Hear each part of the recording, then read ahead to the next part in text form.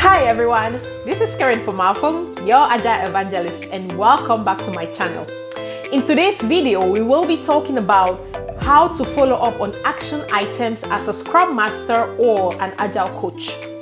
You know, following up on action items is a vital part of your accountability as a Scrum Master or an Agile Coach or an Agile Leader.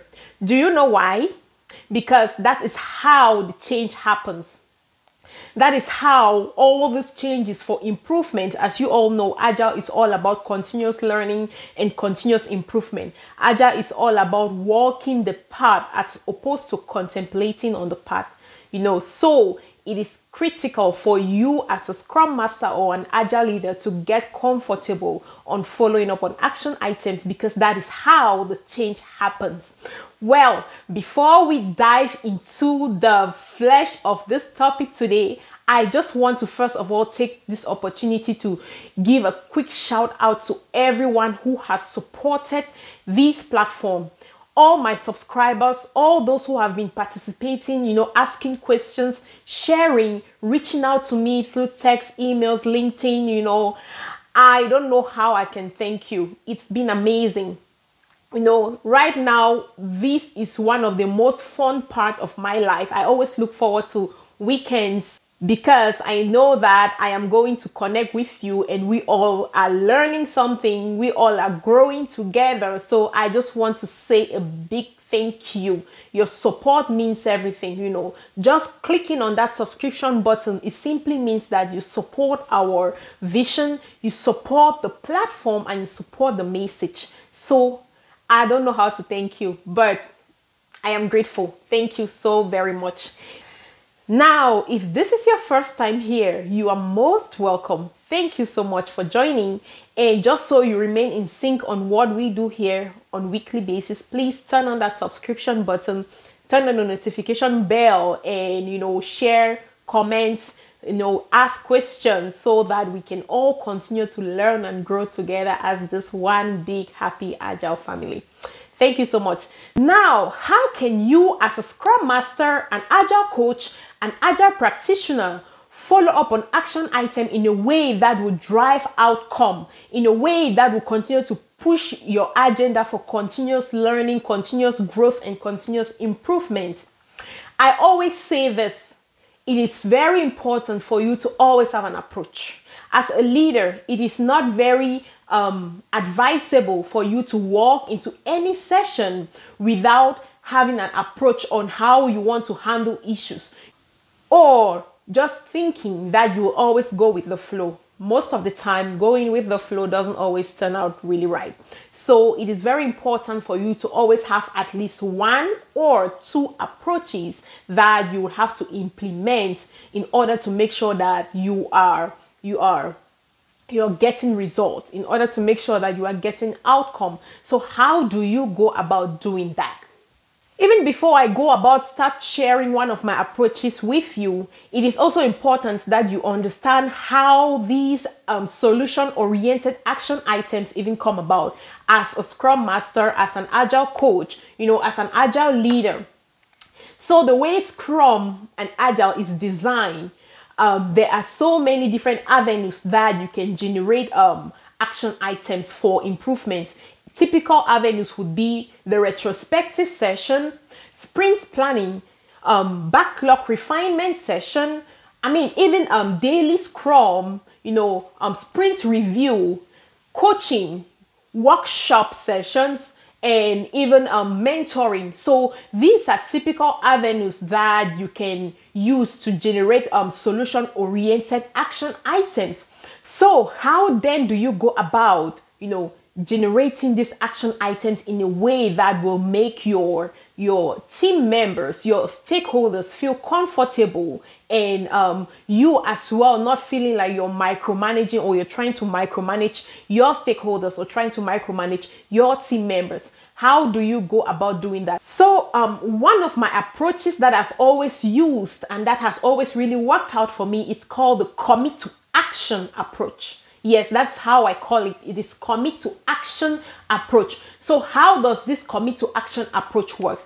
This commit to action approach has 3 steps. Number 1, you have to guide your team member, your stakeholder, your coachee, your mentee, or whoever you're having that conversation with to commit to an accountability. That is, for example, let's say you're coaching a team. You know, as a coach, you are not the one to give them solutions to their problems. That's not your job as a coach. As a coach, what you are doing is, helping your team, empowering them to really brainstorm on your issues and then discover what the root cause of the problem is, and then identify potential solutions to their own problems. You are not the one giving them solutions. You are helping them to solution for themselves. So how do you go about doing that? Like I said, the first step is to guide them to determine potential solutions to their own problems, or determine next step of actions. That is the first step you have to do. That is their accountability. You need to guide them to be able to identify an accountability, or you want to call it action item. That is the first step you have to do. You see, help them to identify an action item for the issue that you've been having a conversation on. And remember, you are not the one assigning an action item to them. That is also very important to know, because as human beings, it is just but normal for people to have the sense of ownership or feel accountable to complete a task that they themselves have committed to, as opposed to, even worrying about completing a task that someone else assigned to them. You see, so it is very important for you as the Agile leader to try as much as you can to remain neutral, in this kind of situation. Let them trust. Again, trust is the key. Trust that they are smart enough to be able to come up with potential solutions to their own problems, to identify action items for improvement. So let them identify these action items and then commit to these action items. You see, that's the first step you need to accomplish. And then the second step is, after they have committed to this action item, that is after they've identified or determined these action items or this accountability and commit to them, the second thing you have to help them do is guide them to commit to a deadline. You see, that is a deadline that they would want to complete that action item. So as an Agile leader, try again not to set a deadline for them. No, let them. That is, you just have to guide them through questioning, through powerful questions, to, orientate them in a way that they will, commit to a deadline, keeping in mind the risk involved, keeping in mind the urgency involved for these action items to be completed. So guide them to commit to a deadline. That is the second thing you need to do. And the last step you need to take, right before we talk about the last step, just as a quick reminder, if you are interested in more than just what we are sharing on this platform, that is, if you're looking for mentoring and coaching one-on-one services, please go to the description box. You will find our contact information. You can reach out and we will, discuss how to come up with an action plan on how to identify and close your gaps for you to be successful as an Agile leader or a Scrum Master or an Agile Coach, whatever you're looking for. Thank you so much. Again, if you still haven't subscribed to this channel,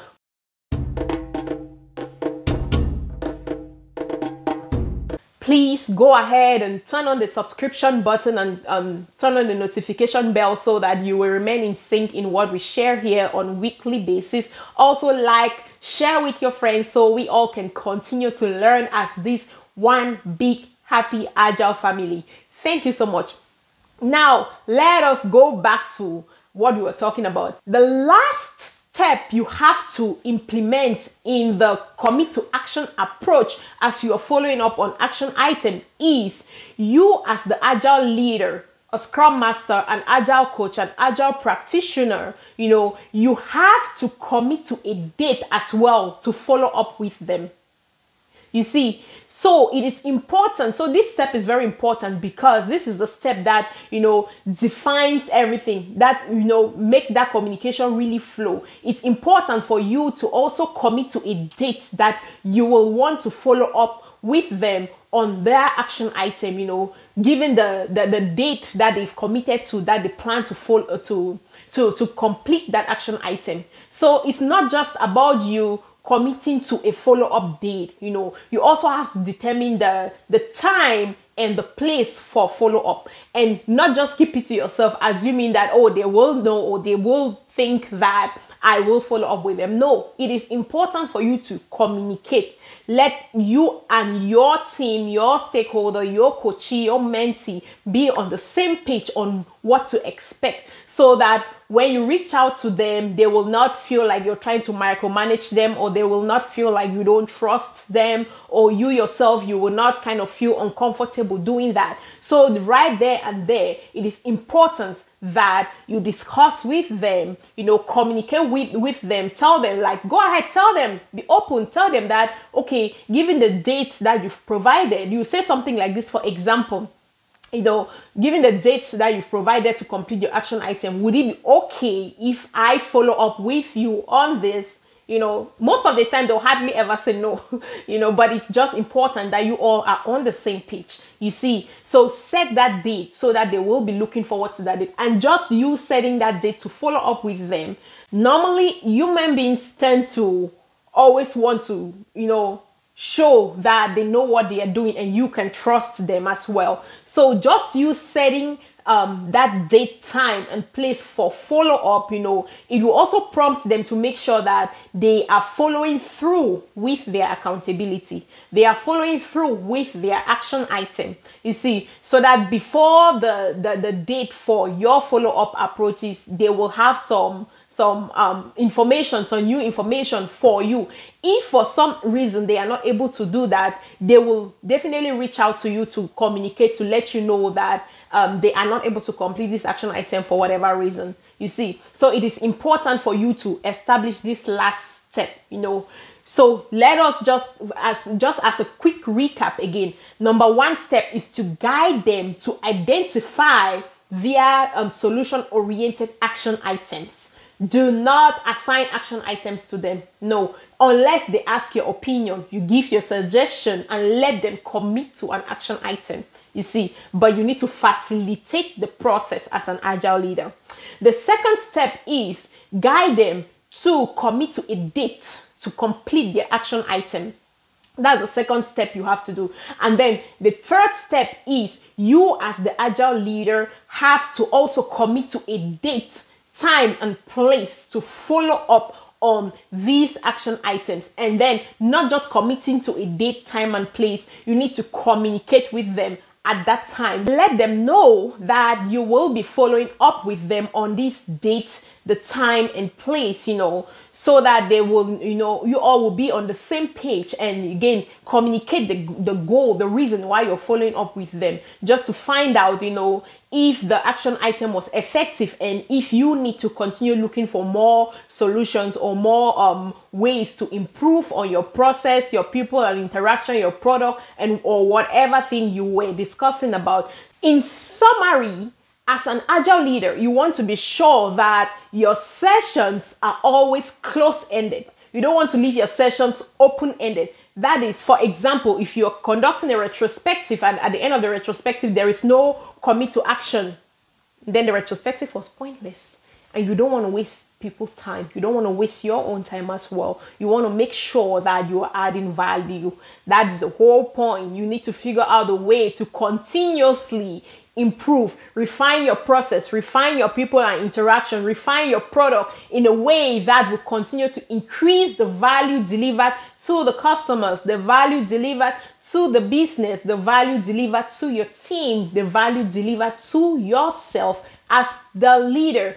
So try as much as you can to make sure that your sessions, that is whether it's coaching session, retrospective session, mentoring session, consulting session, whatever session you are having, try as much as possible to always ensure that it is close-ended. meaning that at the end of the day, you want your team, your stakeholder to always commit to an action for improvement, following these 3 steps we've talked about today. So that is going to be the end of this video. I hope this video was helpful.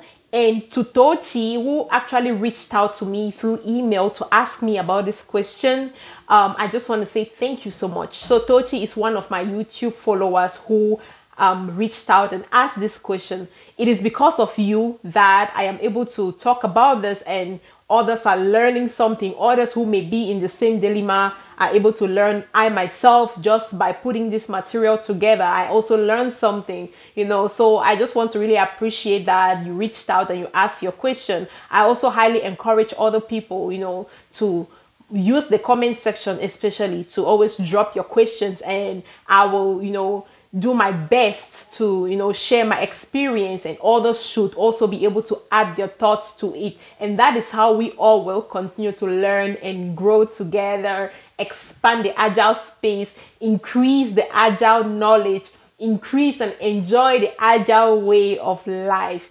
Thank you so much, and I hope you enjoy this content. I hope to talk to you